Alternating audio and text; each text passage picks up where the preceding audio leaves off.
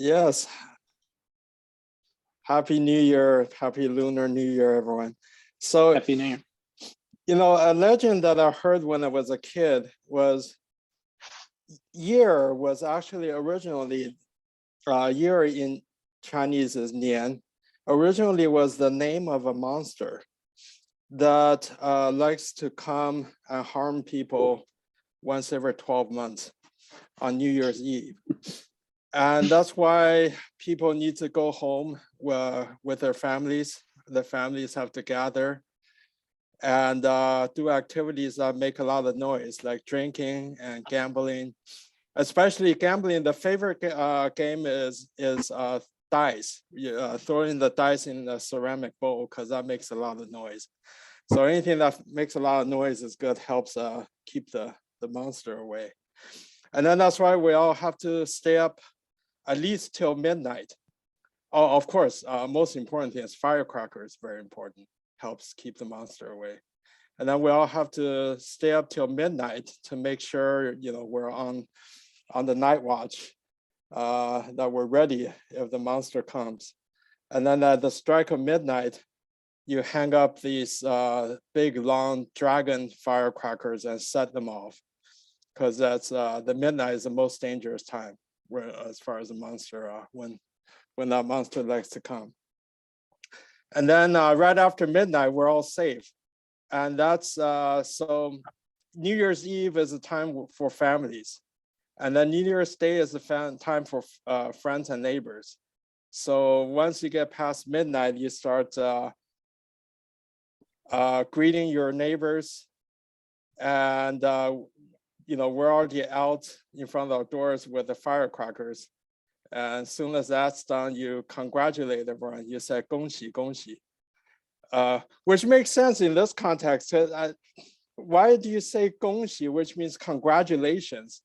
We don't say, so it's, I think it's because congratulations, we all survived the year. The monster didn't come and we're still alive. So anyway, just to share some old story that I heard when I was a kid. It kind of explains, brings a lot of these traditions in one nugget. Nice story. And also Chinese New Year is really a 15-day period. The New Year, the Lunar New Year is always on a new moon. And then the next major holiday is the Lantern Festival, which is the first full moon. So between new moon and full moon is 15 days, and this whole period is considered the New Year holiday season. All right, enough that. Let's get into our real business here. And so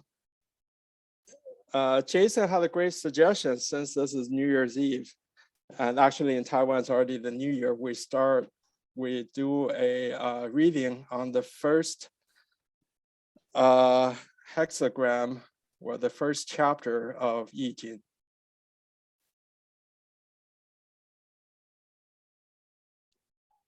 So first I'll give a little background, and then we'll do some reading together.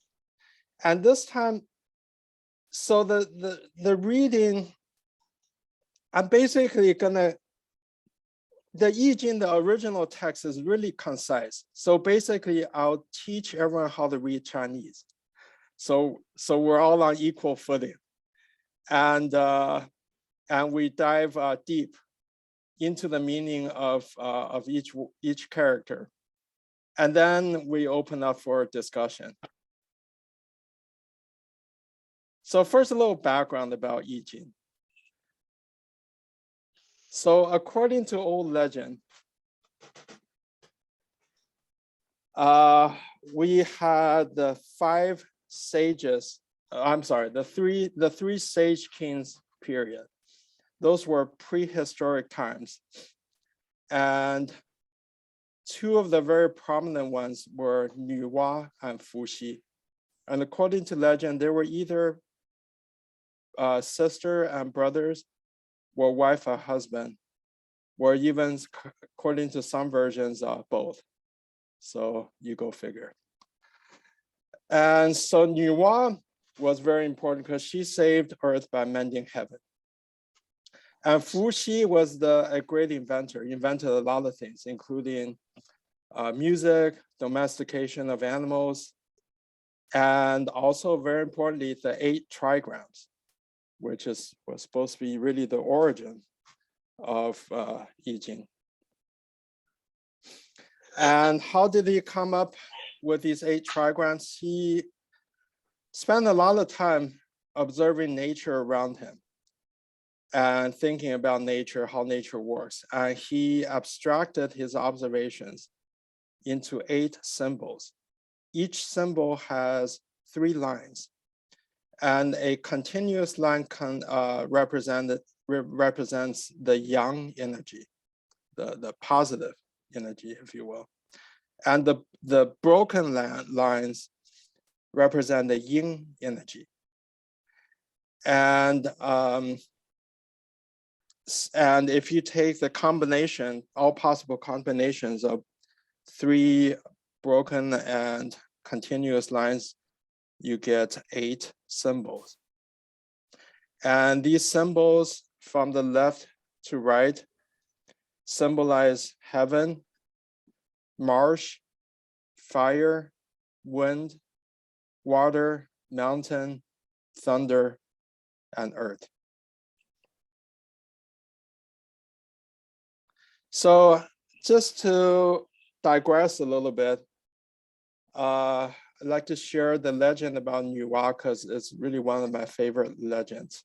So even though it's not related to our topic at all, I just want to share with it as an interesting story. So how did Nuwa save the earth, you might ask? Well, according to one book, Huainanzi, that going back to more ancient times, the 4 pillars which propped up heaven were broken. The 9 provinces were in tatters. Heaven did not completely cover the earth, and earth did not hold up heaven all the way around. Fires blazed out of control and could not be extinguished. Water flooded in great expanses and could not recede. Ferocious animals ate blameless people. Predatory birds snatched the elderly and the weak. Thereupon, Nuwa smelted together 5 colored stones in order to patch up the azure sky, cut off the legs of the great turtle to set them up as the 4 pillars, killed the black dragon to provide relief for Jizhou, which is one of the provinces, and piled up reeds and cinders to stop the surging waters. The azure sky was patched, the 4 pillars were set up, the surging waters were drained, the province of Ji was tranquil, crafty vermin died off, and blameless people preserved their lives. Okay, so going back to our main topic here, I Ching. So in the beginning, there were the 8 symbols, each one of the 3 lines. And then if you take combinations of the 8 symbols and stack them up into symbols of 6 lines, mathematically, you get 64 possible combinations. So you get 64 symbols. And here is a table of all the symbols, their names in Chinese and English, and kind of a 1-word translation of what the names mean. I'm not going to dwell on this. This is something everyone can look up and study on their own.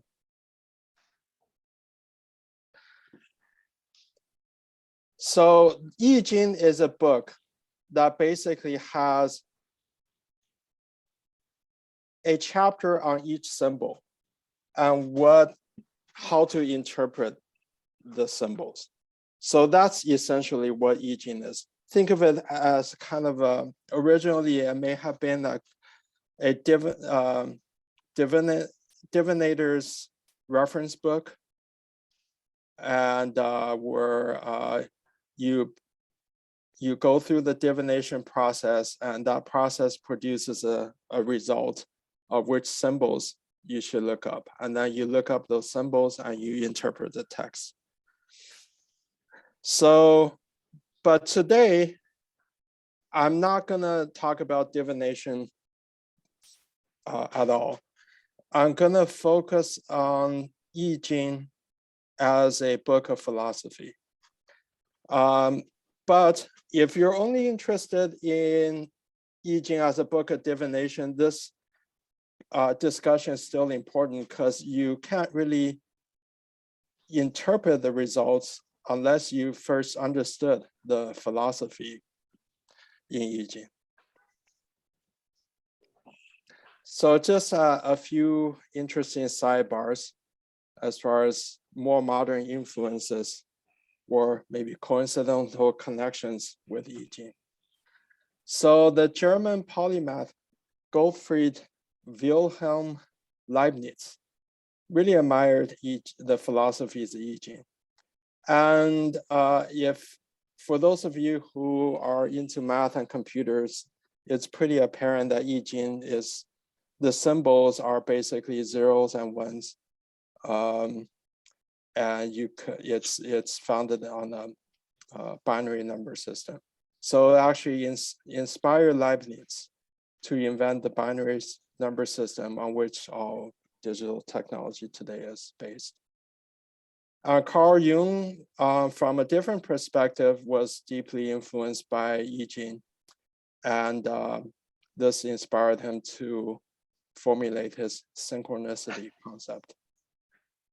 And I won't get into the details of this, but mathematically, you can actually also draw a one-to-one correspondence between how genetic coding works in DNAs and RNAs in nature and the mathematics of I Ching. I see Madeline has a hand up. Go ahead. Yes, thanks, Pin. This is beautifully structured. I just have to come in with an interesting factoid. I think as many people here know, both Nuwa and Fuxi are often represented as people who have a snake as the lower half of their body. And so I'm currently reading Ovid in another group, and there is a huge amount of snake person and snake mythology in the ancient Greeks, which makes me think it's extremely old. And it's very interesting because the character for Nuwa in Chinese is a special character. It contains a radical, I think that's just hers. And anyway, the part of the character is I think a set of little boxes that means a spiral.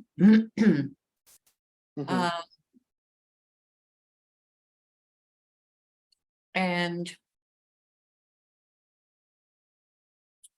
yeah, I'm going to give up for a minute. Anyway, it relates to the DNA thing. Oh, the double helix. Well, very, very interesting thoughts. Yes, you're right. You see on the figure on this on the right here, Nuwa and Fuxi both have these snake-like lower bodies. And you're right. The character. I don't know if you can see my cursor. I'm circling around the character you're talking about. On the left side, it's a radical that means woman. On the right side is a radical that's also used in the radical for snail. So that spiral, if you look at the shell of a snail, that spiral pattern. And also, you know, the Chinese dragon is described as having scales. So it's also the body of the dragon is snake-like, is a reptile body. And really, the dragon is a amalgamation of different animals. The antlers are deer-like, and it's also fish-like. So one theory is that maybe the dragons symbolize different tribes that formed the alliance in prehistoric times. I know in the ancient Greek and Roman mythology, the words snake and dragon are used interchangeably.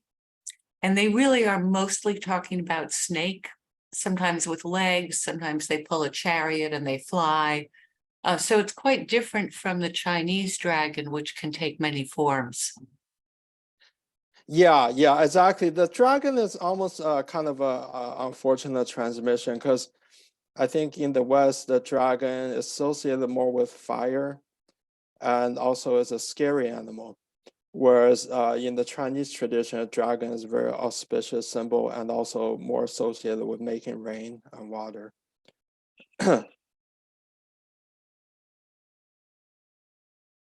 Okay, so back to I Ching. So when we talk about the I Ching that we read today, who wrote it? So, as I said, it's a book for interpreting the hexagrams. And we know from historical accounts that there once were three different books, all represent maybe three different schools of interpreting these hexagrams. There was a Lianshan Yi, which Lianshan means connected mountain. Guicang Yi, Guicang means to return and into hiding. And then there's Zhou Yi. So only one, the last one survives till today. So when we talk about I Ching today, it's Zhou Yi. So why is it called Zhou Yi? Well, Zhou is the name of a state that later became a dynasty. And Confucius and many other great philosophers of Chinese history lived in the Zhou dynasty. So why is it named after this feudal state and later dynasty? Well, it's because according to history that this book was written by King Wen of Zhou.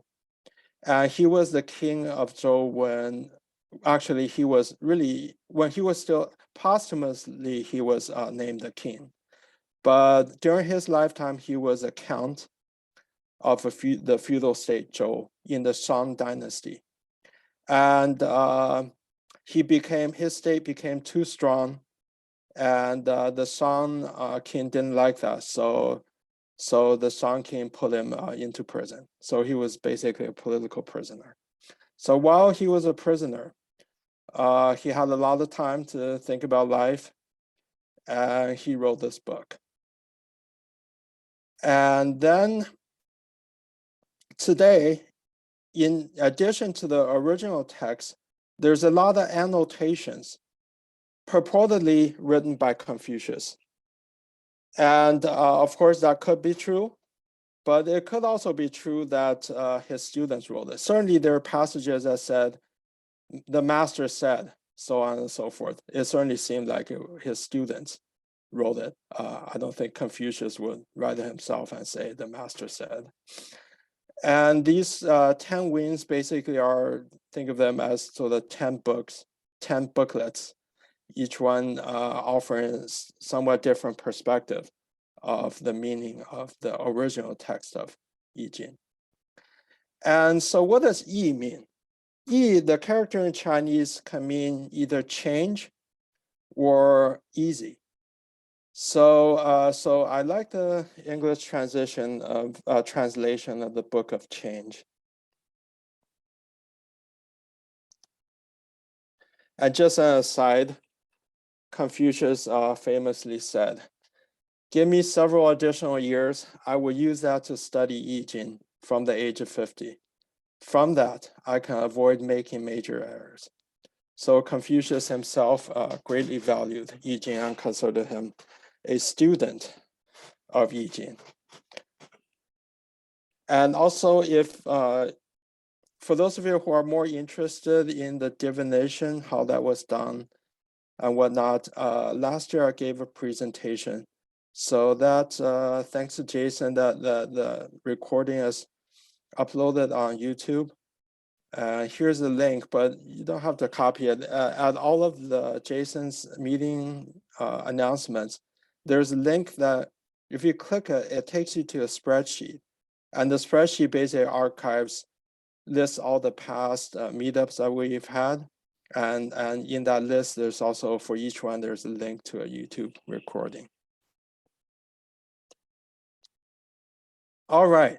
So anyway, now we know a little bit of background of I Ching. Let's just jump in and do the reading. Okay, first passage. I'll first read it in Chinese. You see how concise it is. First section, just 5 characters. 乾, Yuan, Hen, Li, Zhen. So basically, this is, if you will, whoever wrote I Ching, is kind of like, how do I describe the first symbol in 4 words? And this is it. So first of all, Qian is the name of this hexagram. And in the little pictures, I list the oldest writing form I can find in Chinese of that character. Of course, Chinese writing was not unified until the first emperor. So for each character, there were different ways to write it. And the reason why I do this is Chinese language, written language, it's, as you all know, it's not a phonetic language. It's, it has a lot of pictographic content in it. So the symbols themselves that were written, they carry meaning. So when we, in my opinion, when we read a book that was written close to 3,000 years ago, we can't just take the modern meaning of the words and say that we are sure we got the right meaning, because language evolves over time. So it's nice to go back and look at the ancient symbols in their most ancient forms and try to decipher what it could have meant 3,000 years ago. So Qian, what is a symbol? So we see that there is a symbol for the sun. That's the circle with a dot in it. And so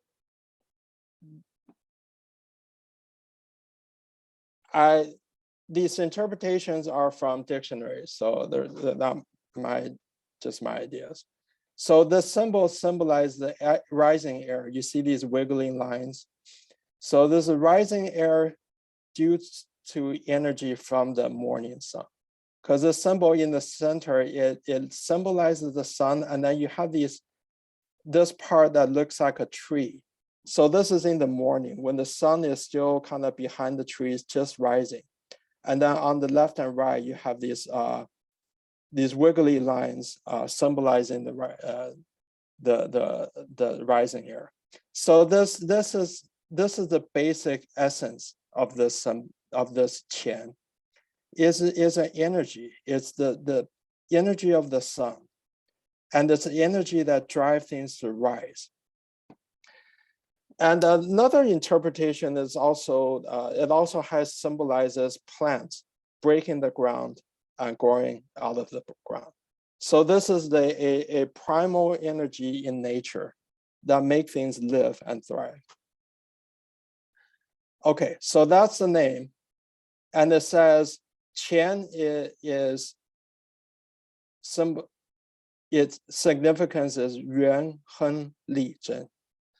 So Yuan, what's Yuan? You look at this ancient symbol here. The lower part symbolizes a person. You see the leg, the rear end here, and the hand kind of dangling down. And then the upper lines here symbolize what's above the head of the person. So its meaning is the beginning and the head, and also has an abstract meaning. This way, a lot of times when you see just in Chinese characters, just a line above, it means something abstract. So this is like the universe that's above the human. And Hen, okay, Hen, you look at the the ancient form, it looks like a shrine. So it symbolizes the offering to our ancestors for their blessing. So the modern meaning, I think, maybe one word, somehow the word Godspeed comes to mind. The modern meaning we use as saying, when something goes really well, we just accomplish, there's no obstruction, it just goes right through. So this is, that's a modern meaning, okay? So I think originally it probably came from, we offer and we respect our ancestors, and the blessings from our ancestors enable us to accomplish things smoothly and in a facile way. And Li. So Li, the symbol is on the left. Again, it's a plant. It's the rice plant, and with this thing dangling, that's the rice that's already bearing grains. So probably in the late summer, early autumn. And then on the right side is a sickle tool. So it has a long handle and a curved blade for harvesting the rice. So Li, modern meaning is not too far away from the symbol. It means sharp, beneficial, or profit. So it's a symbol of harvest. And Zhen, okay. The symbol in the ancient form is the bronze cauldron. On the upper right-hand side, I have a picture of a bronze cauldron from about 3,000 years ago. And it's beautiful bronze. And this also, as you can see, all the bronze cauldrons we see today are very ornate and just amazing craftsmanship and artistic design. It was a symbol, also a symbol of state power. And also these things were really heavy, not easily moved. So the modern meaning is unmoving commitment or loyalty. It's also, another meaning is chastity. So, okay. So this opening section here is basically explained. These are the characters of Qian, the most essential characters. Okay, then Yi Jing gets into interpretations of each line, starting from the bottom line. And Qian is very simple. All the lines are the same. It's all the same symbol, the yang energy symbol. So it says initial line. So I'm translating everything as literally as possible at the sacrifice of elegance or easy for comprehension. Okay, so initial 9. Okay, what does that mean? Initial means this lowest position here. 9 is what Yi Jing used to refer to the yang line, the continuous line. And they use the 6 to refer to the broken line, the yin line, okay? So initial 9 just means the first continuous line. And it says, what does this line signify? It says submerged dragon does not apply itself. So basically I'm doing a character by character translation, more or less, okay? So that's what it says. And so as you can see, the writing is extremely parsimonious. The words themselves are not that hard to understand on the surface, but the interpretation, what does this really mean, is pretty obscure, right? And so I'm just gonna go through this. Don't try too hard to understand it in this first reading, and then we're gonna as a group discuss our own interpretations. What anything we get out of this, and how do we interpret this as individuals? And also, at the end, I have a collection of Confucius's interpretations. So when we're interested, we can also have Confucius as our esteemed facilitator or assistant here for our discussion. So again, looking deep into the language, I see two hands up. Once I finish the slide, I'll pause for questions. Says submerged dragon. So what is dragon? Okay, dragon is the ancient form again. Here, the picture. You see basically a long-bodied critter here. And so there's the first dictionary ever written in Chinese was in AD 121 by the great scholar Xu Shen. So let's see how he defined it. He said, it's the greatest of all critters with scales, can hide and can reveal itself, can become minuscule or giant, can become short or long, rises to the sky at vernal equinox, submerges into deep bodies of water at autumnal equinox. So that's what long or dragon was. Again, I'm gonna refrain from my own interpretations because I want to give everyone the freedom for your own interpretations. And so, and then submerged dragon does not, and then the last word is a little bit difficult to translate. Does not, I translate it as does not apply itself. So what is this character? Again, I want to teach you how to read Chinese, so we're on equal footing, okay? And because your interpretation is as good as mine. So this symbol basically it symbolizes a bucket.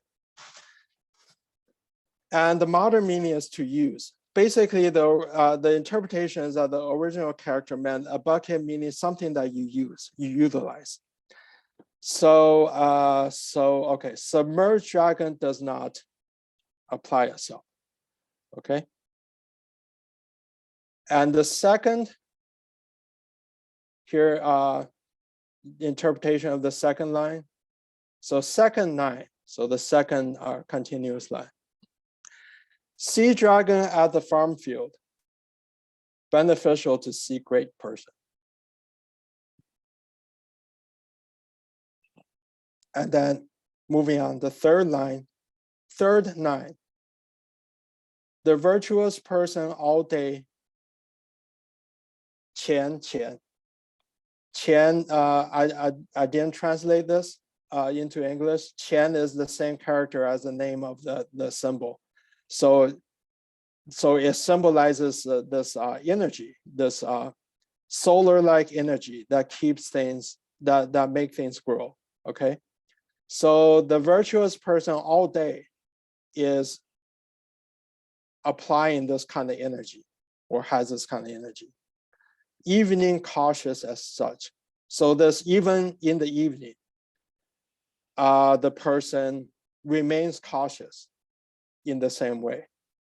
Rough situation, no disaster.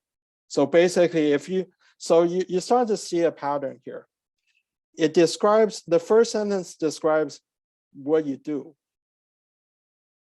Second sentence describes the situation. And the final part describes the outcome. So basically, if you keep on board, keep your energy going, and be cautious, you're in this rough situation, but there's no disaster, okay? You can avoid disaster. So a couple of characters here that worth looking more into. So what's this rough situation as I translate it?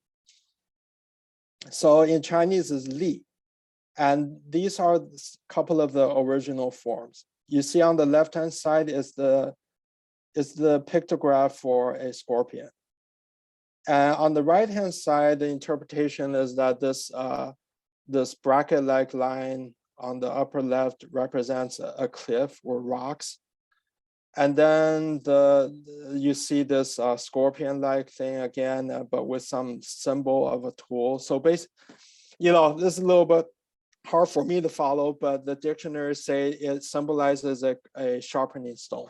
So basically a rough piece of rock that grinds other things. So the modern meaning in today's language, it means severe, fierce, or to grind something into shape. So basically you're in a rough situation, okay? It's gonna grind you, it's gonna shape your character, it's gonna wear you down. But as long as you keep your energy and remain cautious, it won't be disastrous.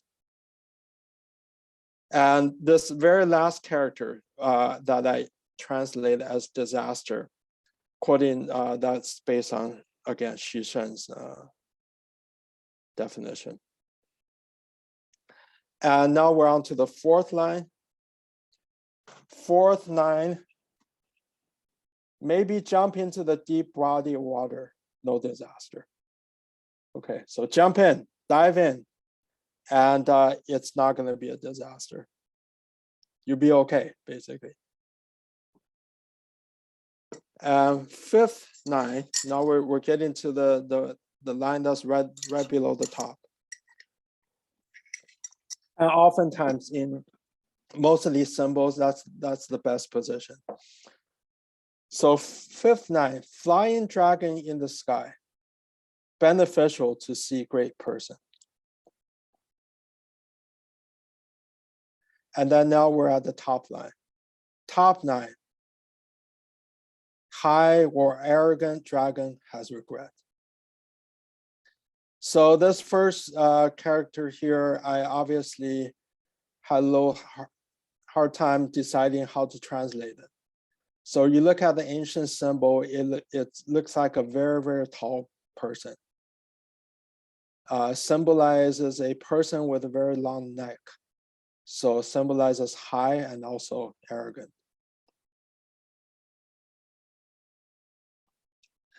And then, so now we've gone through the six lines. Now for only the first 2 chapters, for Qian and for Kun, there is an additional line part that's called, that basically is kind of like, you're not in any one of these situations anymore. You're not bound inside these situations. You are the position where you can see all situations as a whole. Okay. So it says, and this use 9. Okay. So this use is very difficult to interpret, but my interpretation is that, again, you're not in the situation anymore. You're more in the driver's seat. Okay. So you're using the situation. Use 9, see group of dragons, with no head, auspicious. It's a good thing. So what is this head here? It's also a character, kind of hard, could have different meanings and whatnot. So the original symbol, you see this giant eye with some eyelashes. So it symbolizes the head of either an animal, including a human, and with the emphasis on the eye. And the modern meaning we use it's a very common character. We use it to refer to a leader or something that's of primary importance. So from the symbol, I think you can see it's the head, but the eye, it's a vision. Okay, it's not just the head, the physical head. It's also a head that's associated with vision. So a visionary, a leader. So, okay. So let's put all them together here. And so Qian is the beginning. It signifies Godspeed, beneficial, and unmoving commitment. In the lowest line, the significance is submerged dragon does not apply itself. The second line, you see dragon at the farm field. beneficial to see great person. Next one up, the virtuous person all day, qian, qian. Evening cautious as such. Rough situation, no disaster. Fourth nine, perhaps jump into the deep body of water, no disaster.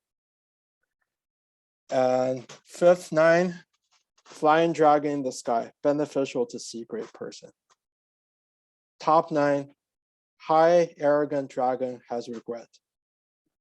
Use nine, see group of dragons, no head, auspicious.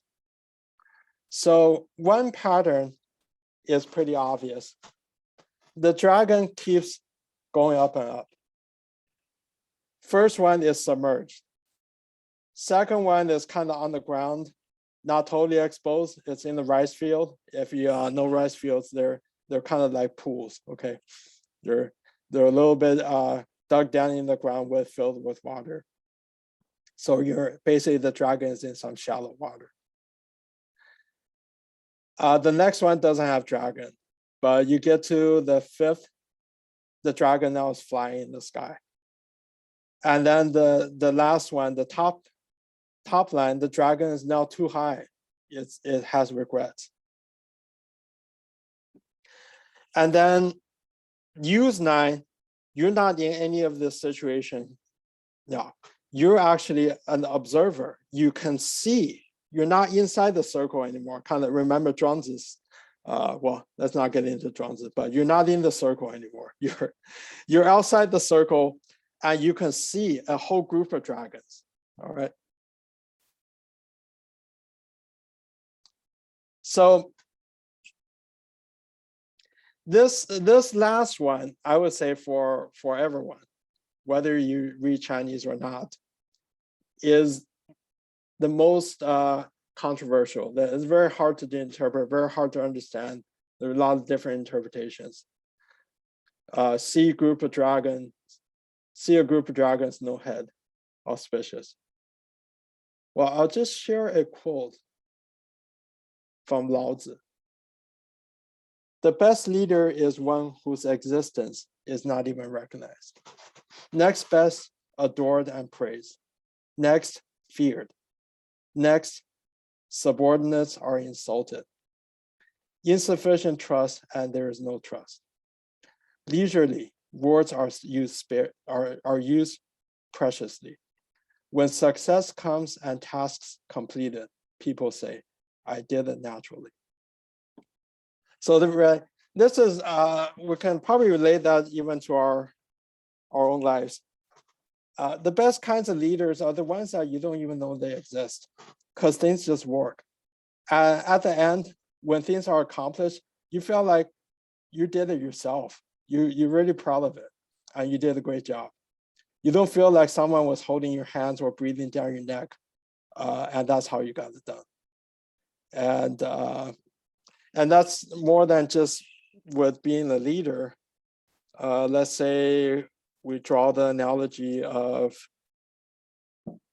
you're someone in charge of, let's say, event organization or logistics, right? I think the best kind is if you know you've done your job perfectly, is the people who are in the event don't even know you exist. Everything is just there. Whatever they need, it's just there. You know, they don't even need to know that you exist. That's the best kind. And then the next best one is people come to you for problems and you help them and they love you because you're so pleasant, you're so helpful, you're adored and praised. But at the same time, the fact that people have to constantly come to you for help, maybe that already in itself is an imperfection, right? Because maybe the system can be made better. And then of course, the next is that you have to have, you motivate people who work for you using fear tactics, that they do it because they're afraid of you. They're afraid that you're going to do something to them or they'll be punished somehow. And then of course, then the next is that you're there yelling and shouting and insulting people to get them to get the job done. Kind of the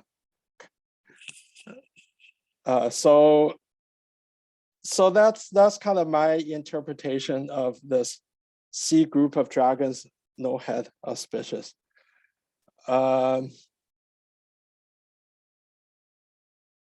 So actually at this time, I'll open the discussion for everyone, and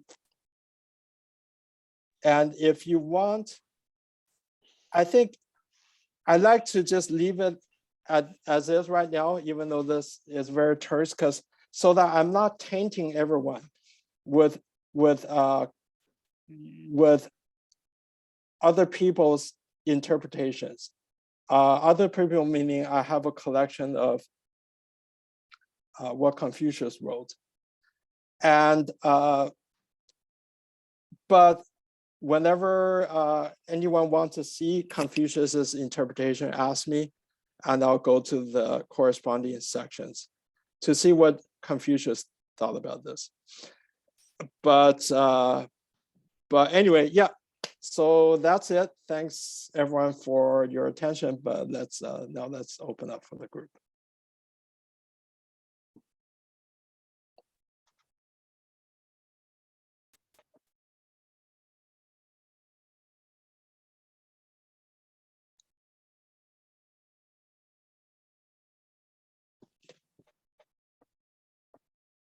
Okay, yeah, sorry. I will go.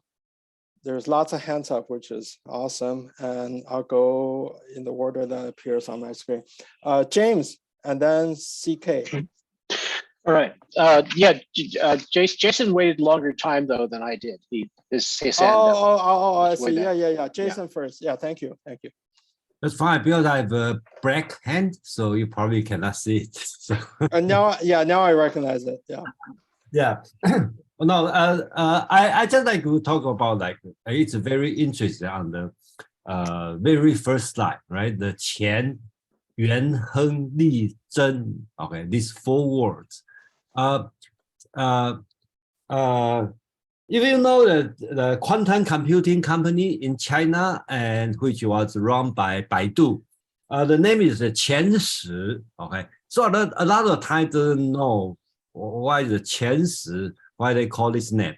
That means beginning of Qian. So it sounds very ambitious. Okay, I just want to mention this one because that Qian means heaven, means the beginning and the beginning of beginning. So the company name means Qian Shi. So that's what they mean.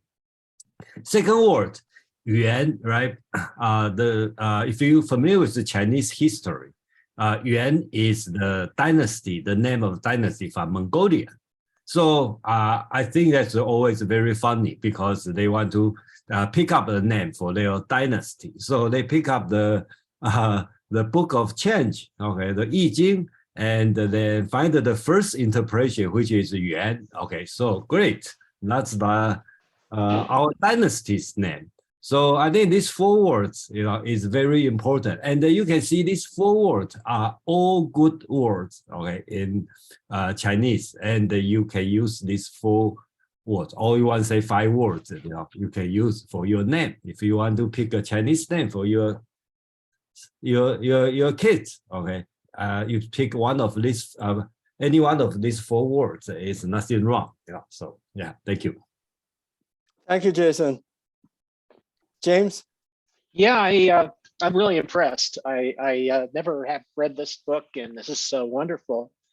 I certainly like this hexagram. It sounds like power. It sounds like the road to success. It sounds like unobstructed, proper comportment. Having great mentors, the dragon. I mean, I've never really understood the dragon very much as a Westerner. It's in other words, I understand it as fun. I've always understood it as children playing in the streets and fun and gestures and that sort of thing. But and the idea of pleasure with danger, with implied danger kind of idea, you know. But I'm beginning to understand here that it means power too, not just power, not just a scary critter, but power to the individual. I see this as this whole story as a story of stability and power. Do you think I'm far off, Pin? Oh, personally, my interpretations are very similar to yours. Yeah, yeah. Right on. Yeah. Thank you. CK. Yes, I just like to make a comment about the word "e." I mean, Pin, you mentioned that there are two translations in English, change or easiness, if I'm not wrong. There is a third meaning exchange. Exchange, which is E, which probably doesn't apply in the context that is being used here. But that is also one of the meanings. So I thought I would just mention it. Thank you. Thank you. Yeah, that could be applicable here too, because in the divination, there's a lot of, you change the lines, and so yeah, it's well, thank you for sharing that. And next is Quan Li. Did I pronounce your name correctly? Perfectly. Oh, thank you. So my question is about the 10 winds. Okay, the Shu Yi is traditionally attributed to Confucius. According to what you know of the scholarship on that matter, is that attribution quite serious, or we have to consider it as a collective work spanning many generations and credited to Confucius? Yeah, I would say most scholars believe what you just said. See it as an anthology of the Confucianist school of interpretation that's written. Maybe some of it was written by Confucius himself, some of it by his students, and right, like you said, probably spanning generations. Although there's no hard evidence for any of, but it just from the text itself, it seems like it's not written by one person, just the writing style. Different parts have different styles of writing. Some of it is very terse, very concise. Some of it, there are other wings that are much wordier. So it seems like different styles of writing indicating probably different people. And also there's parts where it says it poses a question, and then it said the master said. And whenever I see the master said, I take it as a student or someone later person wrote that, perhaps from their recollection of direct conversations with Confucius, but not written by Confucius himself. Yeah. Okay. Thank you. I just have a little second question, but it will be short. As you know, the Principality of Lu has been destroyed in 249 BCE.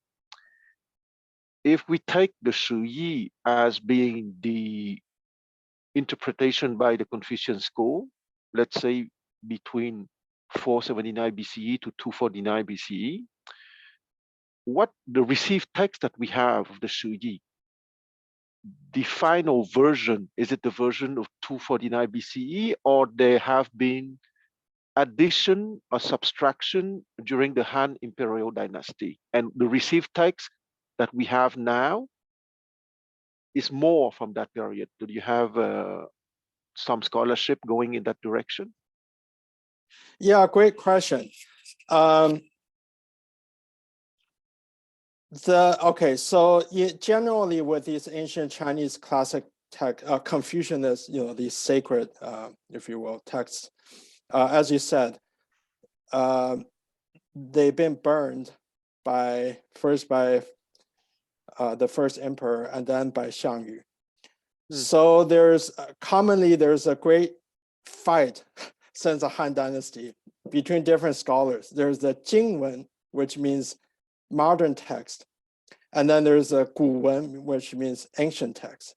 So how did this split come from? So so after the burning of books, there are scholars in the early Han Dynasty who had memorized these classical texts. And as you know, that's the old way of learning. You memorize the books. So it's not surprising. There are a lot of people who had these texts memorized. And then they secretly, from memory, with their students, reproduced these ancient classics. So that's called the modern version. And then at a certain year in the Han Dynasty, there's a scholar and a scholar official of the dynasty who went to the state of Lu. Well, he was a governor of the province of Lu. And he claimed in the process of retrofitting the original residence of Confucius, he discovered all these books inside the walls of Confucius' residence. And so he's, what a great archaeological discovery. He discovered all the ancient texts. Well, maybe not all, but a lot of it. So he claims this was the real thing before the burning. But even the scholars at that time, also many scholars till today, suspect that he actually forged those texts. So anyway, sorry, I gave a really long answer, but I believe, I'm not certain, but I believe that what we read today is the modern version, is the version written down from memory. Because scholars through history, most scholars trust the modern version more. Yeah, they trust more the memory of the ancient scholars. Yeah, instead of this one person who claimed that he made this great discovery, and a lot of people thought that he was a fake. I forgot his name. Do you remember his name? Oh, but it's a detail. I can check it on the internet. Is he Liu Shen? Is Liu Xin the person? Liu Xin, yeah, Liu Xin. Yeah, thank Liu you. Xin, okay, the imperial librarian. Okay. Yeah. Okay. Well, thank you. I by the way, I'm not against long answers. On the contrary. Thank you. Okay, James, and then Penny. Yeah, thanks, Ben. You said that this is the I Ching represents a kind of a philosophy. Is a philosophy closer to how Confucius defines that interprets that philosophy, or is it have also does it also lean towards Taoism? Because it's a book of changes, so it means that it's a process, right? It's a process of change. Situations change. No situation is the same, and so it seems to be like a philosophy of becoming, but then it has a limited number of interpretations of what each state of becoming is, right? So there's 64 ways to interpret your situation, right? So that means that there's a kind of a philosophy of being there, that's the way things are, but then it's subject to change, and it's those states of being are limited to 64. Is that right?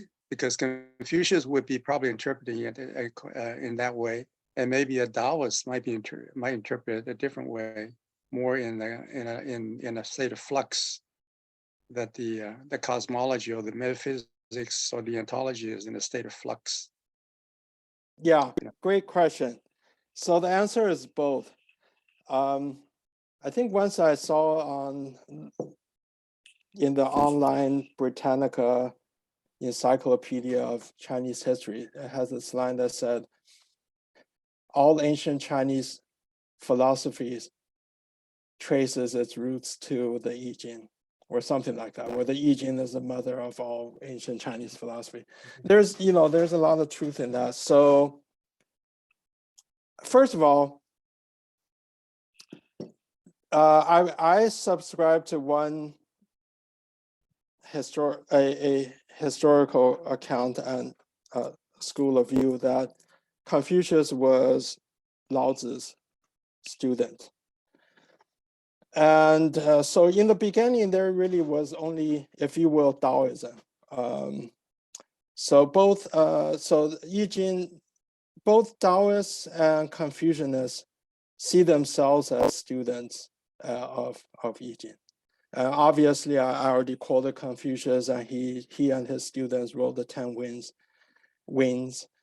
and but Taoism is, as you referred to, the Taoist philosophy is very much influenced by I Ching as well. And you even read the text, and even when you read the Confucianist 10 Winds, you see a lot of language that's actually very similar to the book Tao Te Ching, of the Lao Tzu's book. Did I answer your question, James? Yeah, pretty much. Yeah. So because the Carl Jung probably interpreted each of those 64 as archetypes, right? And so so there's a kind of a limited way of understanding this kind of idea of change, right? There's a limit to change, all right? And the archetypes is that limit, right? But there are philosophers who say there is no limit to that the number of archetypes or to this process of change.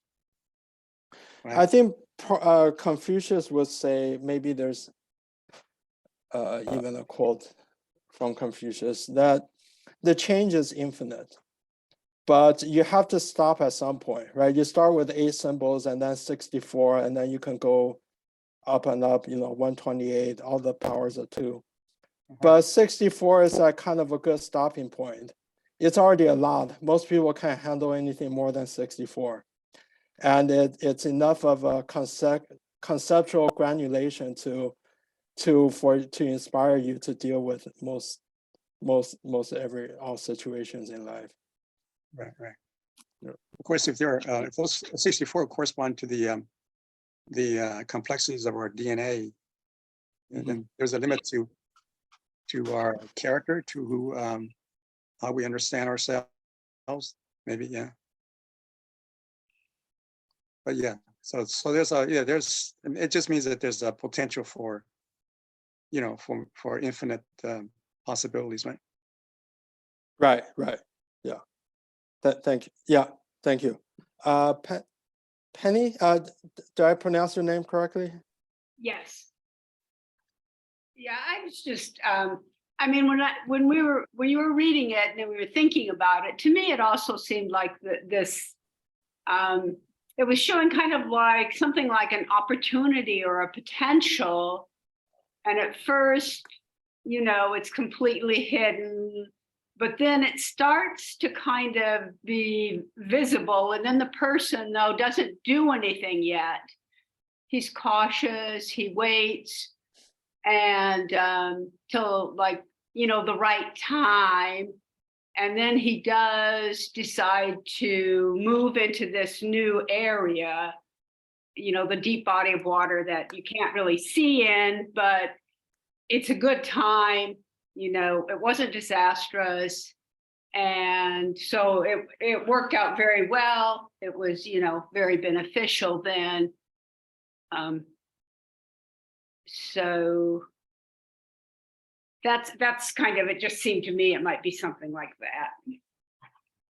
Yeah, I agree. That I have to say, I personally, throughout my life, I often draw upon this chapter with the kind of perspective that you just offer, and also what James said earlier as well, about mentors, about different stages of, let's say, your career, your a project that you're taking on, you know, something like that. It's just any kind of a endeavor or enterprise, and there are different stages. And what are the generally good things to do? And like you said, you know, jumping into the deep body water. In our modern day language, it might be, you know, get out of your comfort zone, dive in, or stretch yourself, set stretch goals, whatever.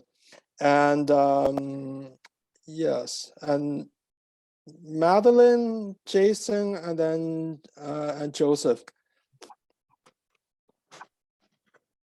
Yes, this is just a quick question, Pin. The characters for Ricefield and Marsh, are they related to each other in any way?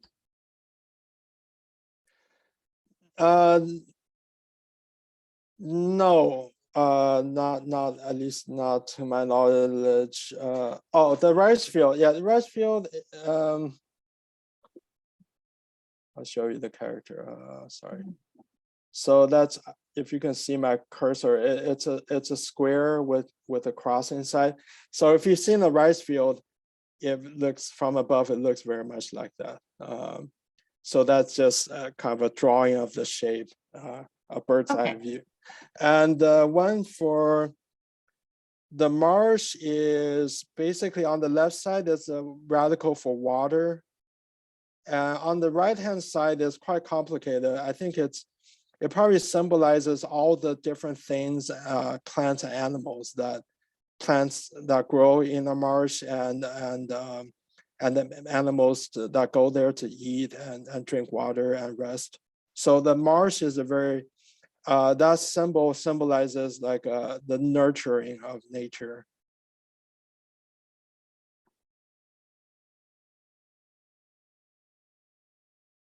Okay, I think Jason and Joseph. Yeah, I just like kind of the response to James' comment on the change, right? So I think that's another way to interpret it. Right? If you take as a Confucian school's interpretation, the change could be like just like Pin said, okay, 64 is enough. That's the limited change, and all you want to take, or they have an unlimited change. But if we take as a Taoism interpretation, right, that's why the E also means easy, because there's many changes, and even if they have unlimited number of changes, they have the easy way to understand the Tao, which is unchanged behind that. So that's another way to interpret the meaning of change here, and how we related to the change and easy. And then they have another meaning of is unchanged, right? So that means a constant Tao behind it. That's just another way to look at it. Yeah, thank you. Also, I'm not very good looking at the text, but I just took a look at, yeah, thanks to Chris for the some corrections. Yeah, you know, about the burning of the book, it's true that the first emperor did not burn divination text. So thanks for that correction. So Yi Jing was not burned by the first emperor. Now, although I'm not sure, it may have been burned by Xiang Yu when he raided Chang'an. So it may have been burned after all, but I'm not sure on that. But thank you for that note. And also, yeah, not diving. I'm sorry. Can I respond to what Jason just said? Oh yeah, please. About the Tao, can you interpret the Tao as symbolizing or representing unchange? Because that would be a static Tao.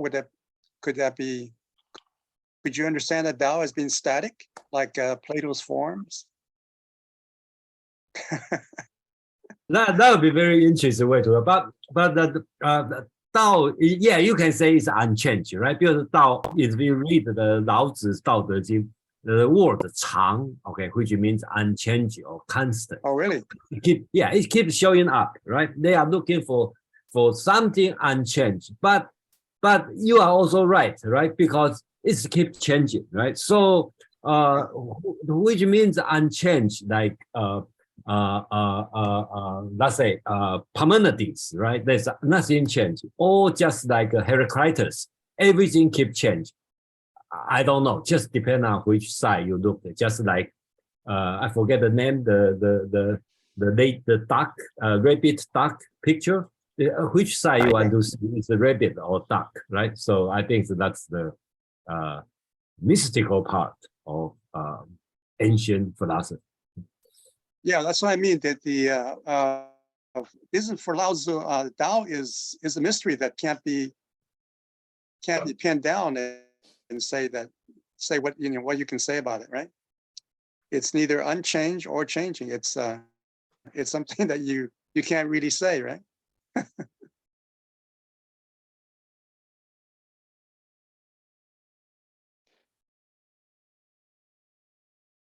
Okay, Joseph? Yeah, no, thank you for this. I actually, in just walking through this is that I see this as how we handle change, and some of the, consequences that, that result from how, like, from our decisions.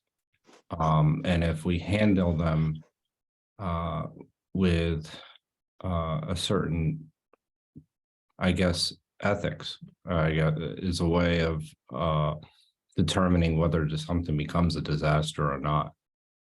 And so, and then that's, I see in a way both the Tao and Confucius within this, because the change is always ongoing, but Confucius is more about how you actually handle the change. That's the way I view it, as like how you act in the world. So that's just my interpretation, but this is very good. And I could see how you can continue to come back to this, to think about where you are in your life, where I am in my life, as far as, what to appreciate, what not to appreciate, and what's a disaster and what's not. And so anyway, that's just my thought. Yeah, thank you. Very insightful. And next, I'm going to call on someone who hasn't spoken before, Peter Pipa. Hi, I'm just thinking of the French phrase, plus ça change, plus c'est la même chose, which is the more change, the more they stay the same. But can you explain what the you said this final row is different for this hexagram than for the other ones? They don't have it. Can you explain what that's about? I'll try. I don't know if I can. So yeah, of the 64, 2 of them are special in this way. One is Qian and the other one is Kun. Kun is the opposite of Qian. Kun, all 6 lines are the broken lines. So it's the pure yin energy. And this one is the pure yang energy. Only these 2 have this use 9, and for Kun is use 6. Well, the practical reason is when you do the divination, basically you think of it as a mathematical calculation. So the calculation at the end gives you two results. One, it gives you all the 6 lines. The other one is it tells you which lines you should change. So you should switch. So if it's a yin, change it to yang. If it's a yang, change it to yin. So when you change those lines, it becomes a different hexagram. And you should consider both hexagrams in your interpretation of what the, what the decision should be, what the, and what the advice from the divination is. And also, go ahead. Sorry, does that mean it's purely practical? There's no philosophical content to this? I think it's both. Okay, so yeah, so I'll finish. The reason why these two, all 6 symbols are the same, right? So in the rare occasion where in your calculation, all 6 lines change, then you go to this last one, says use 9, to make your interpretation of the divination. But that's the practical reason why these 2 are special.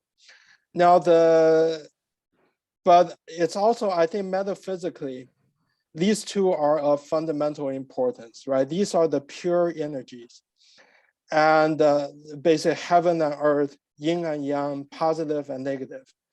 And it's the original writer is offering an additional view on this. And as I explained, to me, it's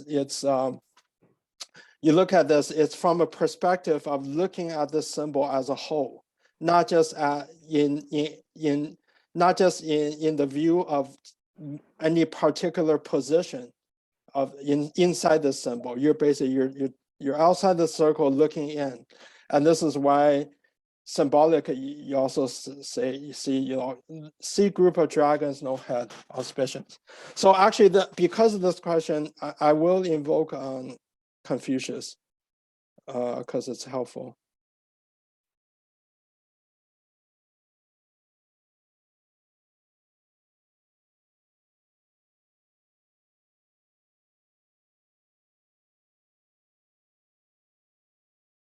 So that's his annotation on this use 9. Okay. And this is translation by a German, well-known German I Ching translator. I think his name is Wilhelm. When the creative, okay, so he translates Qian as the creative. When the creative, the great, undergoes change in all the 9s, the world is set in order. When the creative, the great, undergoes change in all the 9s, one perceives the law of heaven.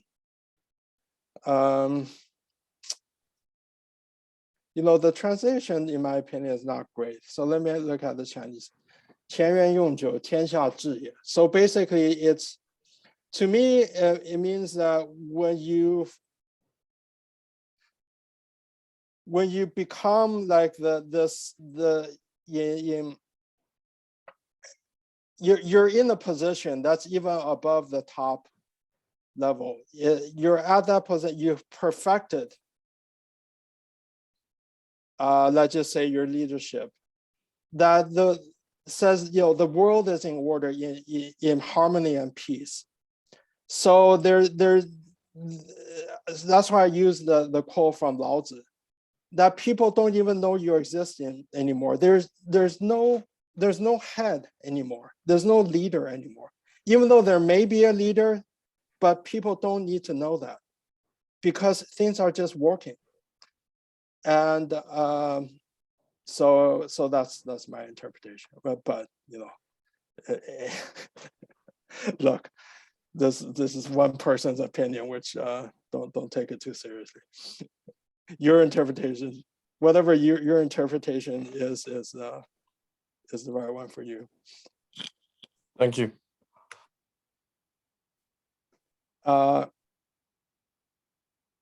Quan Li and then Madeline is what I see. Okay. So, well, I want to say at once that I have a weakness for your interpretation because it has a link to the notion of shu, okay, the 64 hexagrams representing 64 shu.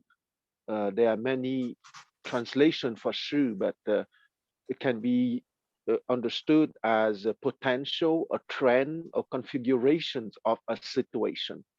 And in my understanding, I think that we can explain why there is 64 rather than 124 or 300. Okay, and here is my hypothesis. You have two basic symbols. Okay, the plain line and the broken line. Okay, yang and yin. So you have a base of two, and a hexagram is a diagram made by 6 lines. Okay, so if you have all the permutation which are possible, 2 exponent 6, it gives 64. So that's why I think that the number of possibility of shi is 64 rather than any other number. That's for one. And two, I don't know if Jason would approve me, but I am a fan of Wang Pi. Okay, and you know that Wang Pi gave a certain interpretation of the I Ching, in which each line represent a certain advancement in the mind development. Okay, so the top line, for example, represent the sage. Okay, that sage could be Confucius, for example, and the 5th line represent the king, or the person having the power, the authority. So when and precisely, I think that it's there that is the value of the psychological and philosophical meaning of the I Ching. Okay, and it's not only it's more than a divination manual. It's a way to try to understand your psyche in a specific situation, and from the hexagram or the shi that you will get by the yarrow stick or by the coins, you can have an interpretation into your psyche, depending of the social role or the position that you think that you are in on the 6 lines, and the other people in interactions with you. That's my comment. Thank you. Thank you. Although, yeah, the 64, but you can always add another 3 lines, right? Then be like 512. Exactly. Yeah. Yeah. Madeline, and then Jason, and then James. Let's see, well, on that one where you had all the different 9s listed, plus 1 at the beginning, it was a little further up. Yeah, yeah, I'll get to it right there. Yeah, that one. It looks to me almost as if the group of dragons with no head could also be seen in a way as a submerged dragon. In other words, there's nothing about it that stands out. It's not like the tallest poppy that gets its head cut off. So in that sense, it's almost like the that final line could be circling back to the initial lines. Yeah, I like that. Yeah, that's very innovative. I like it. You know, goes in full circle. Because let's say you take the analogy of this as like a person's career. The initial 9 is like when you're still a student. You know, you're just staying quiet. You're investing in yourself. You're studying. You're making yourself better, more knowledgeable, and then you're emerging in the second 9. And that's a good time to find mentors, the great people who can really enrich you even more or show you more about the field that you're actually in. And then there's going to be very often, after your initial stage in the career, there comes a very, very stressful stage, right? That's when you're cautious, you're keeping your energy up, not get distraught, and you avoid disaster. And then it comes to a point where, and I noticed Chris in the chat was saying, this jump is not diving, it's jumping up, and I agree with that too. So you know, you want to jump, get out of your comfort zone, so you elevate yourself to the next level, and don't be afraid. It's not going to be a disaster. And then you get to, because of that, you get to a higher level. in your enterprise. And that's when also, when you're flying high, you should go and seek out wise people, good people who can advise you. Don't be closed-minded. Don't be too content with yourself. And then oftentimes when people are at their heights, that's exactly when things start crashing down.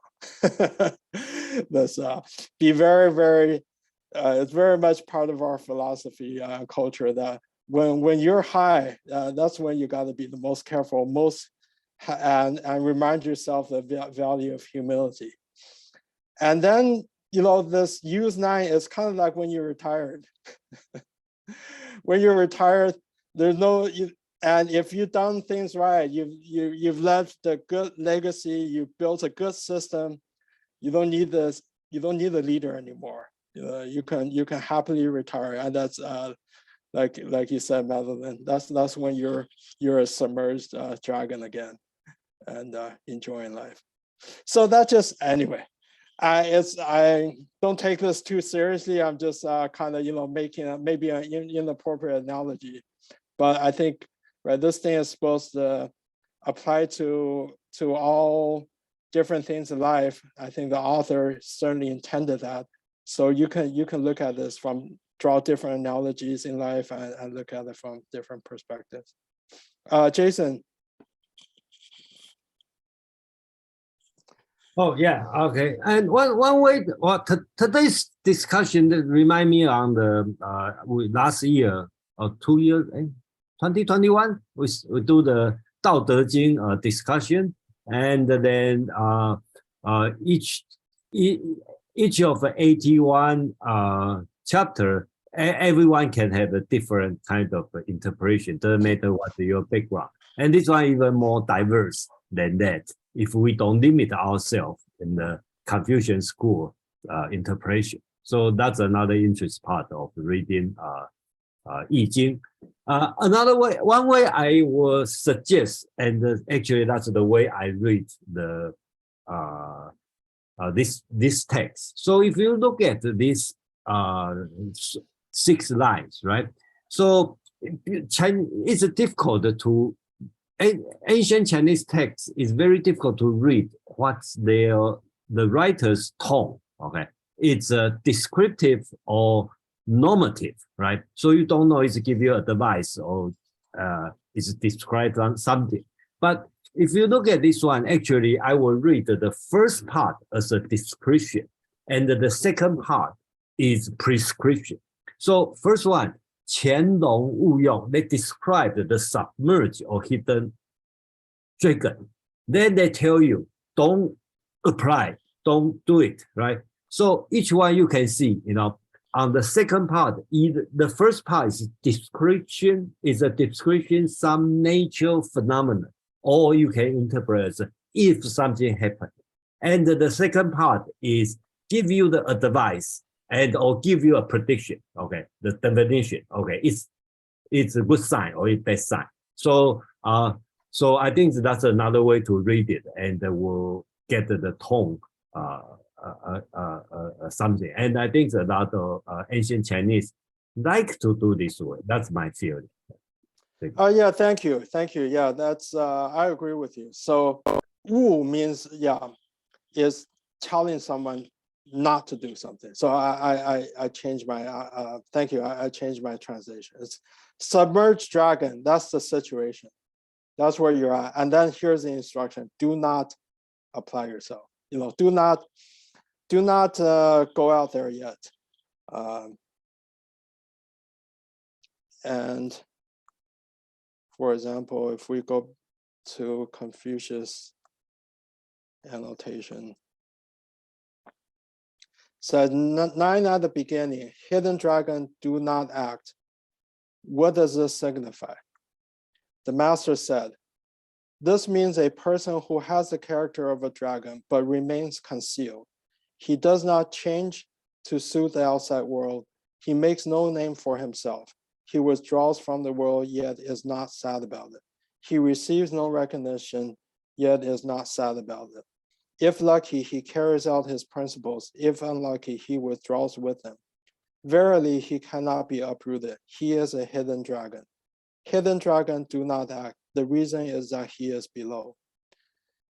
In another annotation, hidden dragon do not act. The power of the light principle is still covered up and concealed.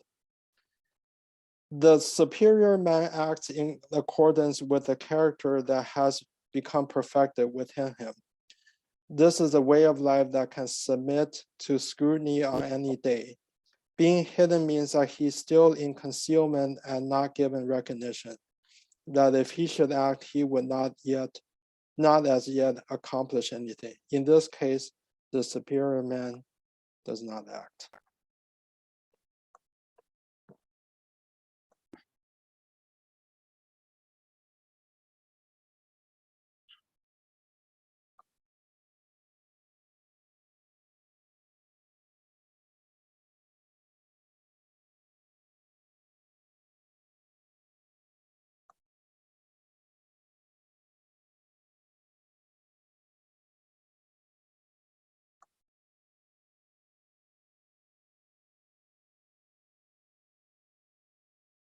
So there's each of the readings that you get when you do the reading and get a hexagram. It offers you, it gives you a statement about where the dragon is.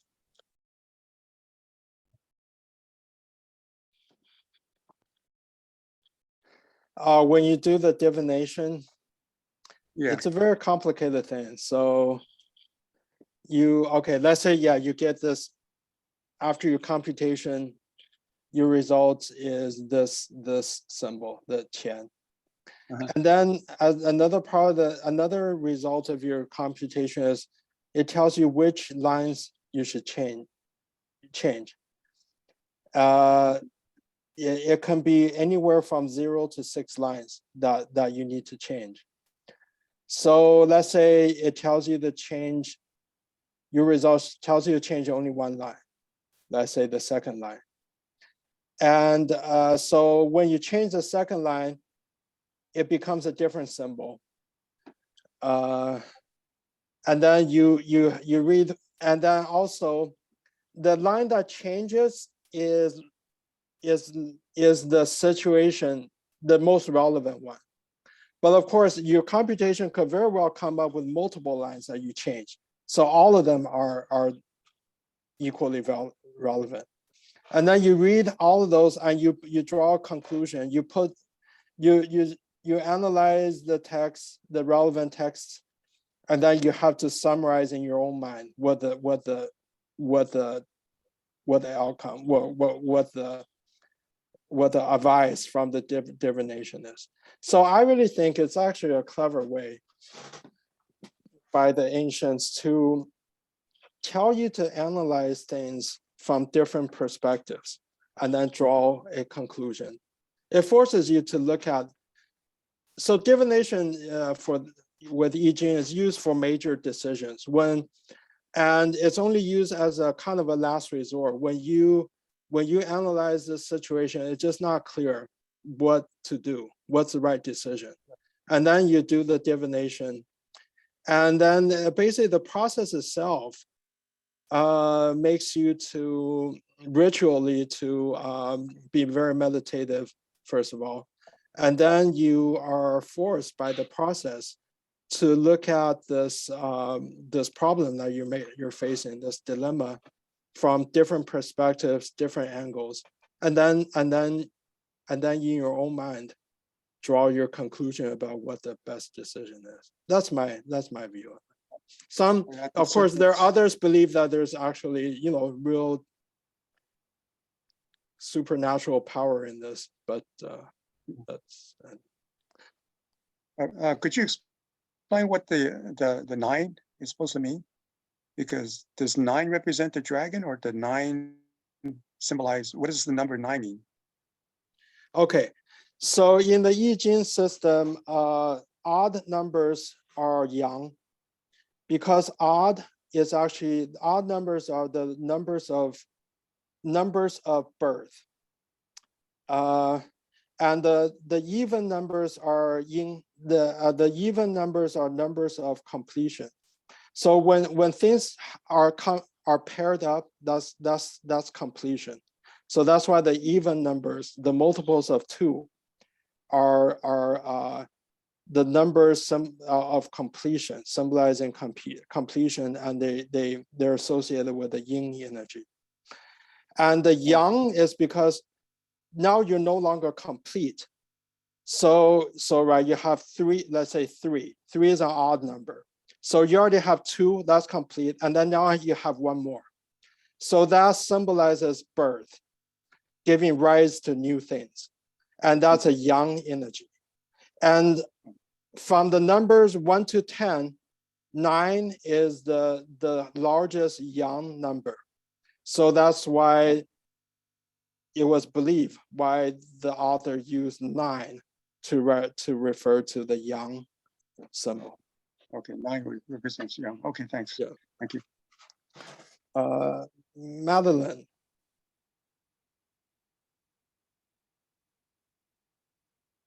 Okay, there we go. So still back on that one I was on before, the one where you had all the different lines. Why, yes, thank you. I'm thinking about the internal logic or structure of it as a poem. And what it reads like to me is it's a narrative, and it's a narrative about a particular type of energy and a type of energy cycle. It has to do with sun, water, agriculture, and so it's a particular type of energy cycle of starting low, rising, and then becoming humble again in a way, before the sun makes the air rise again. Human beings, a type of human activity would be one example of that, and someone's career would be an example of that. So that's the divination part, and then there's also that underlying philosophy part of more of an energy cycle and the fundamental natural things it pertains to. Along those lines, Chris had put something very interesting in chat, where you have 4th 9, perhaps jump into the deep body of water. He had put in suggested the word leap, like to leap up from. And I'm just wondering what it says literally, because certainly to leap up would make more sense. You have the submerged dragon, now he's up on the field. Now he's kind of, virtuous and cautious. Then he jumps up, then he's flying in the sky, then he has regrets. And now he has no head. Yeah, I think Chris's translation is better. Is leap. Yeah, the word, the character yue is like a very energetic kind of jump. Okay, so it could be jump, something like jump deep body of water could mean jumping out of it, or as if you were jumping out of a deep body of water into the sky. Yeah, that's an interesting question, because in the original text, the preposition is, okay, I'll translate it literally. Maybe leap at deep body of water. So the preposition is at.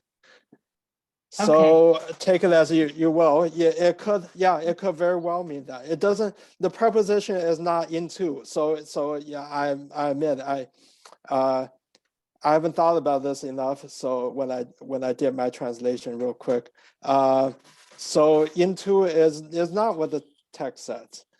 It's at. So what does leap at something mean? I don't know. Also, classical Chinese can be pretty vague. So yeah. Could it relate to that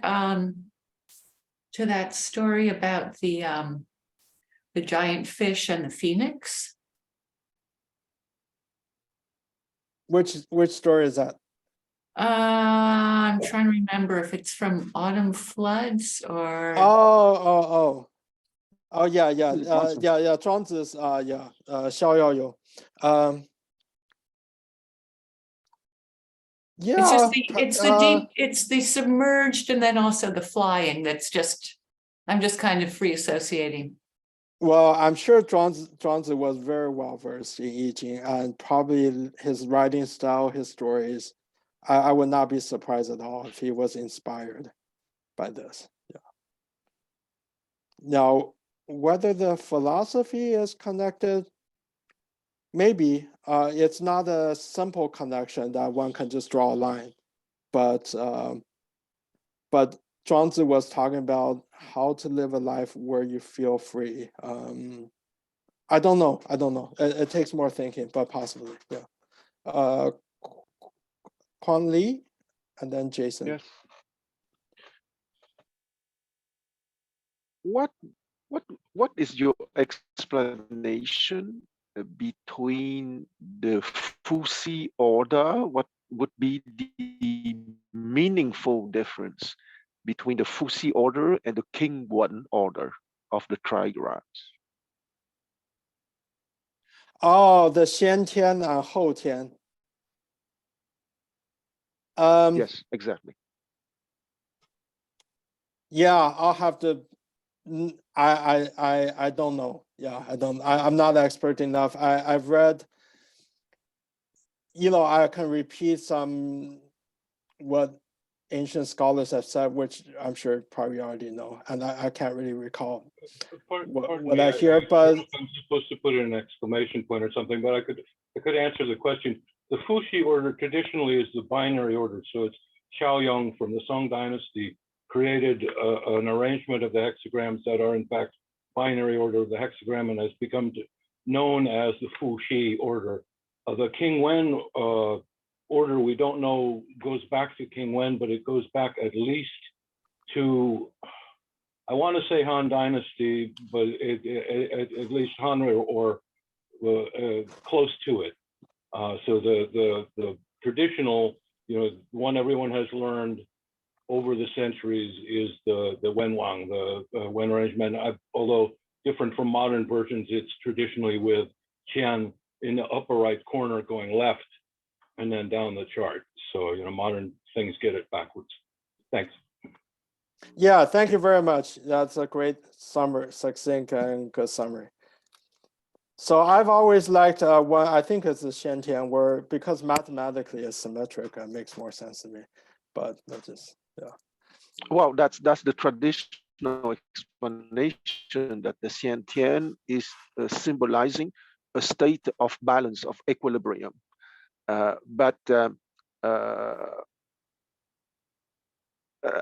thanks to Chris for the historical explanation, because the King One explanation seems to be more dynamic. Is it related? Because the I Ching for me has at least 3 layers, okay? The agricultural astronomical layer, the magical divination layer, and the psychological philosophical layer. And since historically the King Wen order seems to be before the Xiaoyong creation under the Song Dynasty of the Fuxi order, might it be related to a kind of representation of the seasons, for example? I think we're getting two things conflated, because I'm talking about the Fuxi order of the 64 hexagrams, not early heaven, later heaven trigrams. That's a whole different ball of wax. Okay. This is just Xiaoyong's Fuxi. It's known as the Fuxi sequence in comparison to the Wenwang sequence. And the only other one I'm familiar with is the Ma Wang Dui family sequence, which I think is fantastic, actually. Yeah. But in the translation by Richard Willem, the Fuxi order is explained as a state of equilibrium, and the other one has been a state of dynamism. Dynamism of what? Of the astronomical agricultural phenomenon or of the psychological phenomenon? I suppose that we can give an interpretation in both domains. Yeah, I'll confess I've never been much interested in the orders because there's so many different ones. Lianshan, I talked about the 3 versions of I Ching in ancient times, the 2 that were lost. But seems like we do know that they had different orders also from the Zhou Yi. Lianshan started with a symbol for a mountain, and I forget what Great Tang started with. And then The other one was Kun. throughout, I'm sorry, go ahead. The other one was Kun. One was earth, one was mountain, and then Zhou Yi. Yeah, and then throughout history, scholars as late as Qing Dynasty, they many of them came up with their own orders. So to me, it's things are dynamic and there's no beginning and end anyway. So why I don't know what's the point of. Maybe it's the right answer. Maybe it's only the personal choice of each one. I don't reject that possibility.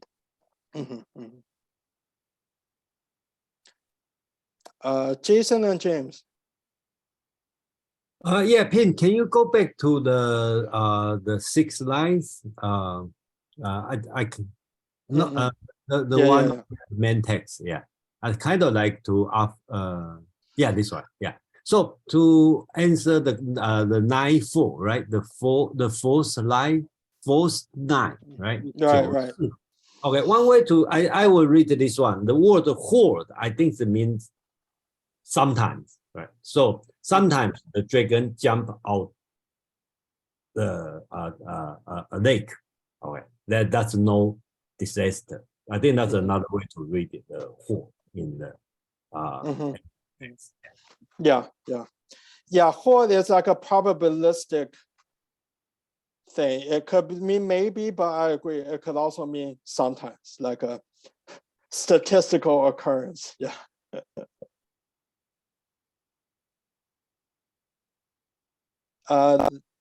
James, and then Chris. So the first 6 lines, they're all like nines, right? So does that mean that that's maybe the beginning of life itself, the beginning of the day, or at least the beginning of the day, right? So we'd be like the origin of life itself, beginning with this dragon-like energy, right? And then it integrates with the other 8 hexagrams, or other seven, right? Or with where the broken line representing the male and the female. Right? Yeah, you're right. I believe. Okay, so traditionally the day on the Chinese clock was divided into 12 divisions, and I think the most young and there's correspondence between the divisions and particular hexagrams. And I think the most young time, which would be this Qian symbol, is right around sunrise. That's when young, so young, the sun, when the beginning of the sun, the emergence, that's where actually the young energy is at its maximum. Right. And yeah. And then the broken lines would represent the maybe the evening, the nighttime. The all broken lines, will be the beginning of night. That's right. Okay. In the evening, around dusk. Yeah. Would the broken lines be represented by the number 6? Is 6 the opposite of 9? 6, 6 are opposite of 9, and that's, I think, because it's hard to explain these choices that someone made 3,000 years ago. But I believe 6 was chosen because 6, there's 6 lines, and then 6 is the biggest odd number from 1 to 6. Okay, I believe Chris next Yeah, in line. actually, I wanted to step in. If I could explain that system, because I started out divining a long, long time ago. And this has to do with ancient divination. 6, 7, 8, and 9 are the numbers you see in divination, modern period anyway, from the Zhou onwards. There's other stuff before, but 6 is a changing yin, 9 is a changing yang, which is why you see this in here. And 7 and 8 are unchanging yang, unchanging yin. So when you get a hexagram, it will say 6 in the 4th place. That means it's the yin line in the 4th place that changes into a yang. And obviously, you know, as you're going through them, if you're reading that line, that's a changing line. So they all have 6s and 9s. But in the full system, it's 6, 7, 8, 9. And that's what you work with in divination. The yarrow stalks produce the same 6, 7, 8, 9. The coins produce it, whatever you use. Thank you, Chris. The other thing I had was just a wild question, because I know none of you guys have read a huge amount of Chinese literature, and I'm trying to figure out where this came from, and it has to do with the dragons in the lakes.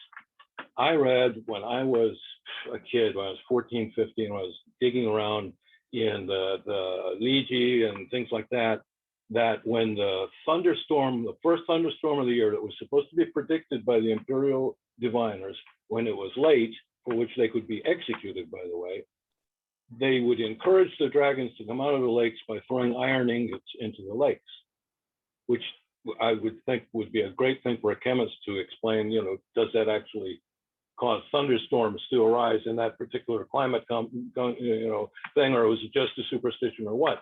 But have you ever heard of that wild story? And if so, you know, where the heck did it come from? Or I'm just imagining things from when I was a kid. I have not, and you mentioned Li Ji. That would be not a bad guess, because Li Ji is, boy, it records so many details of rituals and Yeah, these ancient I practices. all So over it. I can't find those dang ingots. Maybe I was reading Needham.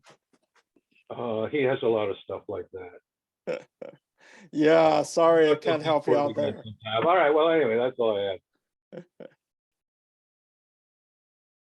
had. Joseph.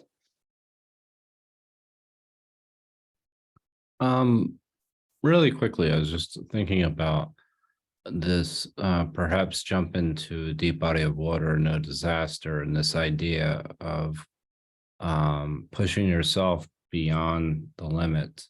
But I'm asking it, what I'm asking is the dragon seen as a creative force? Yes. So basically this section can be seen as like the dragon being something that is bringing something new into existence. Yeah, definitely. It's like, let me go back to this slide. So Qian, the character itself, is, if you go into the original pictograph, it symbolizes, you know, the sun, the rising sun, and that also has this plant, which also, you know, embodies growth, and the rising air. So this is the whole thing, right, symbolizes things that are rising and growing, and also the nourishment and power, energy from the sun. And it's the morning. So morning is the beginning, you know, things are emerging. Okay, thank you very much.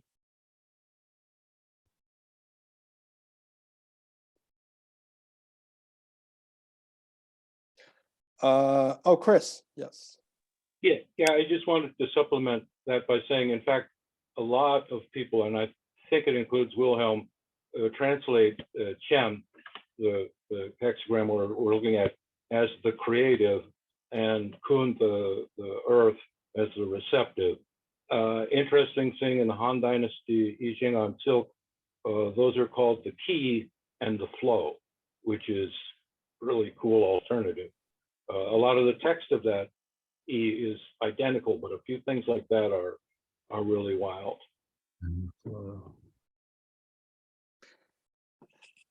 So I think there's a lot of interest in this fourth line about leaping in the deep lake.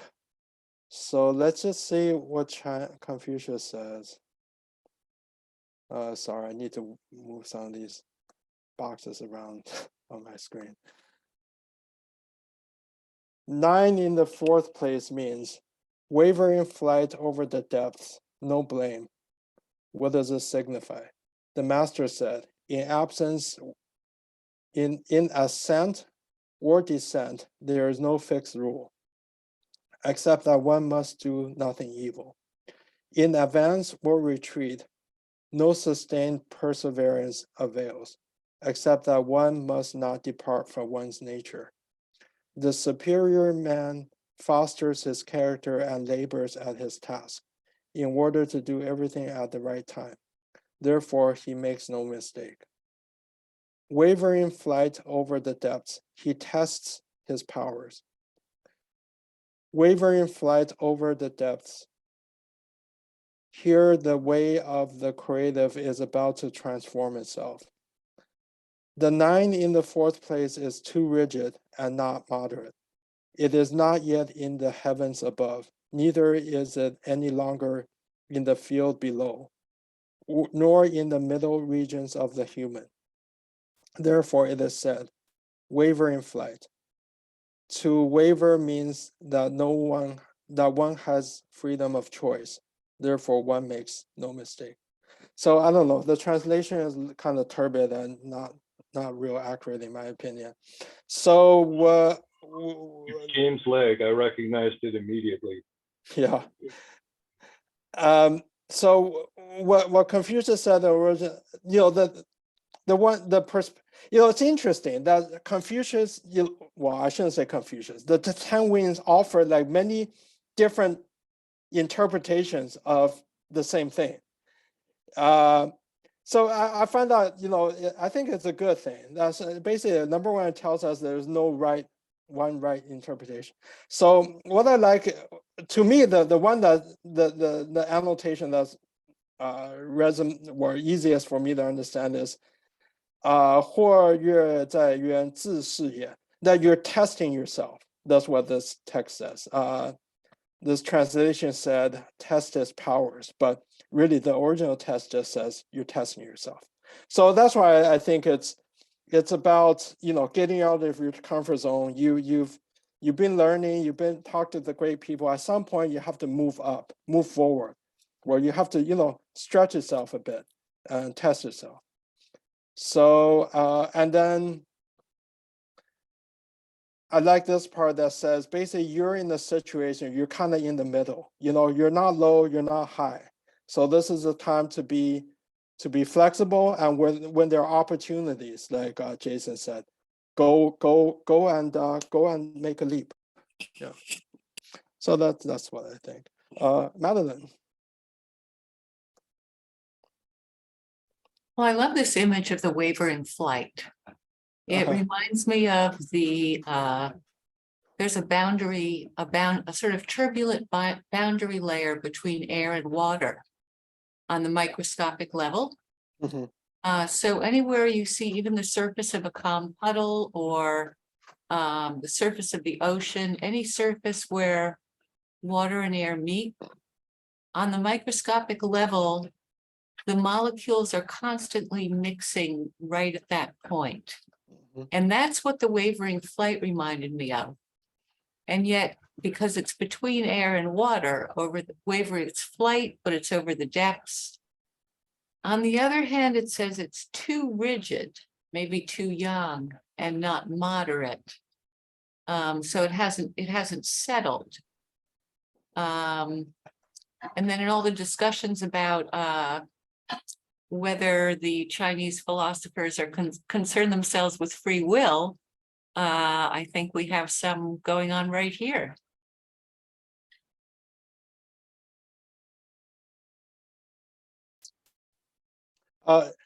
Yes, thank you. Sorry, I was a little distracted. Yeah, thank you. I great interpretations, always and a lot of innovative thoughts.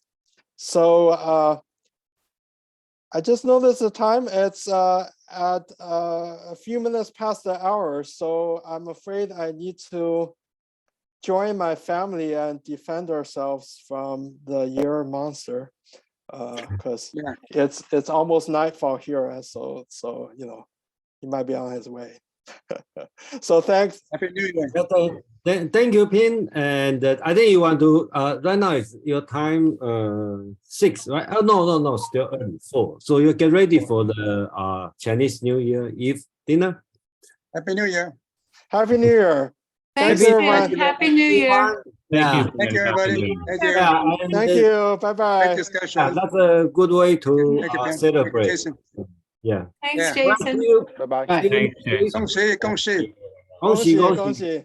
恭喜恭喜 I say 恭喜恭喜 Kanji. Yeah, okay. Bye. Yeah, if I come to Taiwan and then I give you this. So.